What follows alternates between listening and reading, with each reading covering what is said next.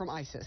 Jarablus is less than a kilometer from Turkey. Turkey's semi-official Anadolu agency says it was the last major community on the Syrian-Turkish frontier held by that terror group. U.S. Vice President Joe Biden arrived in Turkey hours after that offensive began. Biden is there to reaffirm America's support after a failed military coup against Turkish President Recep Tayyip Erdogan. We now are joined by Congressman Brad Sherman, who is here with us to discuss some of these very important issues. He's a senior member of the U.S. House Foreign Affairs Committee. So Biden is in town. He has been talking to President Erdogan, who has said repeatedly to the United States via media that there is no excuse for not turning over Fethullah Gulen, who is here in the United States, who he believes is behind the coup. Is the United States prepared to do something like that, or even considering doing something like that? I think it'd be an incredible dishonor to the United States to turn over someone with no evidence, and they presented no evidence. This cleric, Mr. Gulen, has been a political opponent of Erdogan for a while. They were once allies. And for us to turn, we've already kowtowed to Turkey because of their political position. We've refused to call the Armenian genocide a genocide. We have an Air Force base there, which until last year they wouldn't allow us to use against ISIS. And keep in mind, Erdogan has been hand in glove with ISIS right up until about last summer. And of course, he will dispute that. Gulen, for his part, has denied any involvement in this coup. But Turkey is in a very important spot, strategically speaking. Is our relationship deteriorating? I mean, this seems like a real problem between the United States and Turkey. I think our relationship is actually better than it was when Turkey was working almost hand in glove with ISIS, as they were up until last summer. ISIS has turned on Turkey. You see all these terrorist attacks against the Turkish people. But there was a time when all the foreign fighters went through Turkey, and all the oil produced by ISIS went to Turkey. So I think Turkey has decided that they continue to think of opposing Kurdish forces, including those allied with us, as their #1 goal. But at least their #2 goal is combating ISIS. Give us a sense of, though, how vital Turkey is to the United States. You did mention that there is a base there that we've been trying to use and now are using in the fight against ISIS.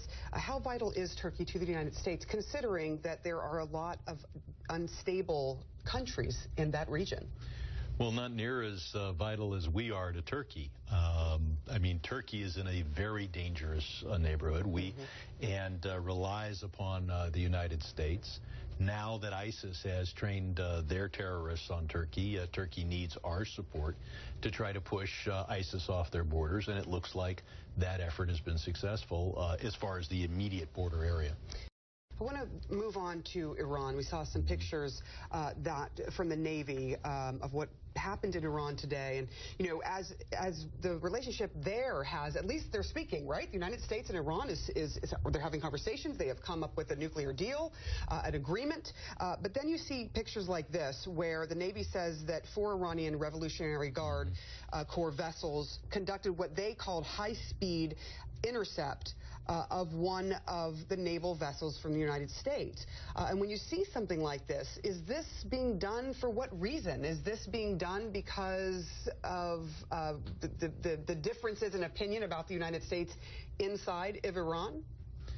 This is being done because many in Iran view us as the enemy, that Friday prayers, they're chanting death to America, and this is a way to kind of stick it to us and stick it to the United States Navy, and we should not be fooled. We have a deal on the nuclear side. That deal is not a binding treaty. It is virtually no standing, but it is a deal that is going forward at the present time. But Iran remains the #1 state sponsor of terrorism and very hostile to the United States. Then I want to ask you this, because this is something that Donald Trump has spoken about a lot and said, look, things like this are an example of why we can't trust Iran. Is there any danger of this deal sort of going away and suddenly we're back to where we started, square one? Well, I don't think anybody thinks we can trust Iran, or very few. I mean, certainly the Obama administration has never said trust Iran.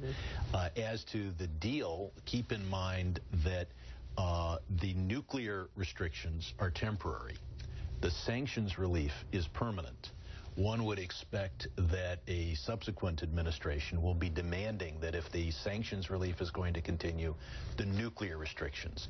If President Obama can go to bed calm, knowing that that Iran has only a certain number of centrifuges, why should a future president have to accept a greater number of centrifuges? That president's sleep and our nation's security is just as important next decade as it is this decade. So I would suspect that we will not continue sanctions relief unless Iran continues to limit its nuclear program. To have it be more equal when it comes to those two situations.